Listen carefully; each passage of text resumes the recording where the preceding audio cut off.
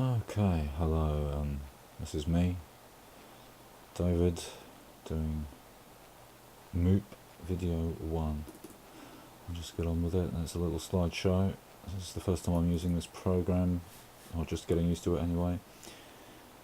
And I'm afraid I got my pictures in the wrong order, so there you go, there's a picture of Mars. It gets better. So there we go, this is the one that really got me scratching my head, because I found this on the ESA site.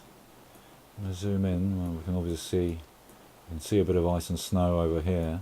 What's this green stuff? I was thinking, it's looking a bit green. Unfortunately, we don't get any higher detail than that, because I'd really like to zoom in and look at it in much higher detail. It looks kind of greenish, almost like trees or plants growing in rows. Of course, it might just be something else. It's hard to tell exactly what it is, isn't it? But definitely curious. Very, very curious indeed. NASA aren't being upfront about much at all. And they've even got these, won't name many names, but certain paid disinfo agents that really are so obviously paid disinfo agents that it's not funny. So there we go, zooming into those possibly rows of trees, planted forests on Mars. And zooming in a bit over here as well. I don't know, it might be rocks with a bit of algae growing on them, or some other explanation as to, but I do find, as to why it's green or not. I do find some of these formations though rather fascinating. So there we go, on to the next picture. I'm not going to make this video too long. This is a TIFF file downloaded from the ESA, that's European Space Agency website. Again, we see these, hopefully I'll be doing a longer video on this. These structures, it reminds me of iron filings gathering around a magnet sometimes. If we zoom into this, some of the formations here, but what is it? Is it rocks? Some of this stuff looks really weird. Some people call these things glass tubes, but I don't know about that.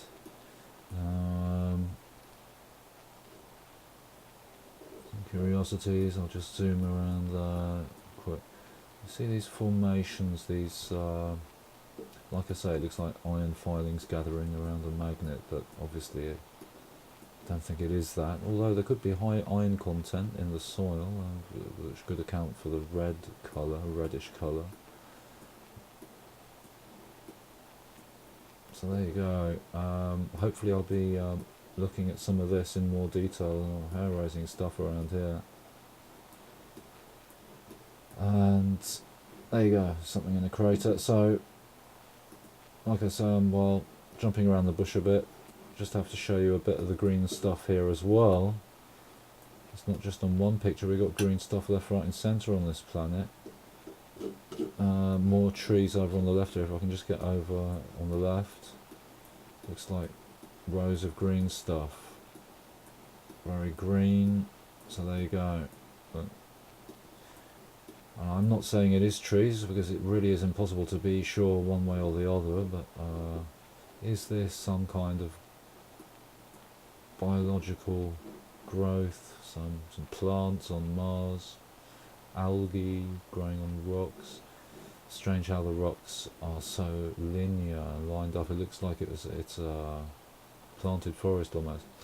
So now we're on to a completely different subject. This is the fasciae symbol, which you get from ancient Rome. In this case with the arrow pointing up, and the bundle of sticks bound around this arrowhead. Usually it's an axe head, either sticking out the side or out the top, binding the people by force and authority. Fascism, a system of very much of force, isn't it? So on to another thing altogether, which is some pictures of megaliths on the Galapagos Islands apparently, and I couldn't find any more information on this, and I'll be fishing for some more information on these megaliths. We're going to get one more picture from there as well, which I think.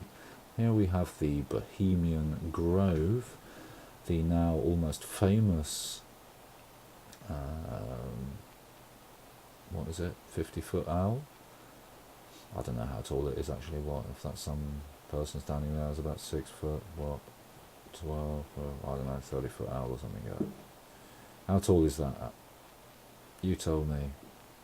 Anyway, in the giant redwoods in California, they have this Bohemian Grove or Bohemian Club, and I can't remember the date of this picture, but I think it's from about 1884. I don't know the exact date. Can't remember. I can try and double check that. Got that from a friend. I can get more of these pictures as well. So they're having their little ritual here. I won't go into detail there either. But you do have some very important figures turning up. And there's a bit of capstone. Or is it? Looks like it could be a bit of capstone, and the one behind it as well. Was this the capstone of a pyramid? I mean, we see some other Egyptian artifacts here. And we definitely see some Egyptian hieroglyphs here. Curious. Winged sun disk, but with rather droopy wings this time. So on to the next picture. Here we have a picture of, I think it's from Mexico. And you can see the size of these crystals. Some bloke standing there, so you can get an impression of the size of these things growing in underground caverns. The imagination goes wild about what could be beneath the surface of the crust of the earth. So there you go. So it reminds me a bit of that Superman cave, really. That sort of icy cave that Superman flies to. This is a part of Nan Madol. It's a Google Earth snapshot I took, and we'll see some more Nan Madol. But this is sort of a curious area that really looks like it's been around for a long time as well. Clouds. We'll skip the clouds there. Talk about chemtrails. Well, no, you know, a lot of people just can't fathom that we are being sprayed by the most strange planes flying around, leaving these persistent trails that expand like this. I watched as this one was being sprayed. This is a picture taken from my house, which I rushed home to get the camera, and you can see this wavy formation here. And the way the cloud is refracting the light in a rather special way. What we are seeing in the skies today I never saw in my childhood, so you know, let's look at that. Is that the expression of a HARP broadcast, let's say, through, you can see the wavy formation. Are they using these aluminium particulates to enhance broadcasts of some nature? A lot of strange questions, and I will be doing more in detail videos on that. So I took a few shots of this one. As it got darker, you could see this strange cloud, which was literally, it wasn't just one chemtrail, it was at least 2 or 3 chemtrails which expanded into this. There you go, there's a real cracker of a shot on it there. You see the colours. As far as I remember, I haven't done any changes to it on contrast or anything really. Certainly no photoshopping, so there you go. This is from Norway. Getting another shot of that, you can see. This is more in the middle of it, we get these colorations here. Here's a more recent chemtrail shot where we see one laid earlier up here, which is this big job up here, but we also get these curious short ones being dropped. So if this was a plane flying, leaving its usual contrail, I would like people to ask themselves that why would it start there and stop there? the plane wouldn't just need its engines on for a short space of time to get from here to there, would it?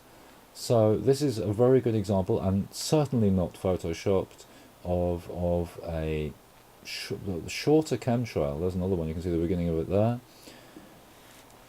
Now that's your on-off button. They obviously left this one on, which was sprayed earlier, and got time to expand into that haze. So got a better shot of that. Well, actually it's two chemtrails that are expanded there, and these two shorter ones in the background.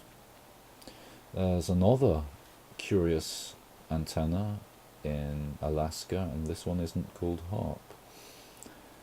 It's further north, and it's called Hippos, the Hippos antenna. Your guess is as good as mine, but I find it interesting to zoom into certain areas on Google Earth and take little snapshots. This is a fractal I made in Mandelbulber, and I'm very happy with. I've got different versions of it. So there you go, there's a fractal made in Mandelbulber there. You see this cube. Talking of cubes, I'll be doing some videos on Saturn symbolism. Now, is this what they claim to be testing aircraft, and they use this as ballast and shifting the weight in the aircraft? Or is this containers that chemtrail planes are using to spray chemicals into the atmosphere with these geoengineering programs and so on and so forth? Well, I suspect the latter. There you go, there's a little island off the west coast of Scotland, and I couldn't find any modern buildings there, but I saw some old buildings, and there's someone who's been living there at some time or other. It looks like a rather wonderful place. This is non-Madol, and I recommend doing a search on that. These are, actually I've seen this, but not in this colour. Pillars of light, actually it's a kind of aurora borealis phenomena coming down to the ground, or starting at the ground going upwards. A friend of mine actually didn't believe me when I was describing, when I actually saw this in Oslo, in orange colour, starting, it was like 5 pillars of light. And I was astounded. I saw that a couple of times and I thought, what is going on here? Maybe it's an artificially created aurora. We'll see. I'll be doing some more homework on that. It's hard to find any more information really, because it's such a rare phenomenon. Here we have the Fashai symbol again on the uniform of a Norwegian police officer. You also have it on the side of the cars, and you see the hatchet or axe head there, and the sticks, bound sticks or rods that symbolise binding the masses by force. Fascism. Here we have a rather curious statue at Vigelands Parken, or Vigelands Park. Vigeland, the architect of this park, has a lot of rather grotesque statues, this being one of them. I think it speaks for itself. I don't need to tell you what's going on there, do I? What is this? Some sort of a reptile fish, Dagon reptile head. Well, serpent symbolism.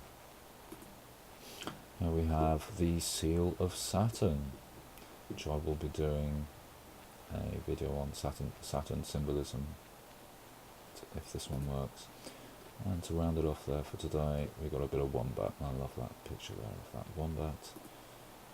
And there you go. So I'll just round that off. Thank you very much. This was basically a practice video.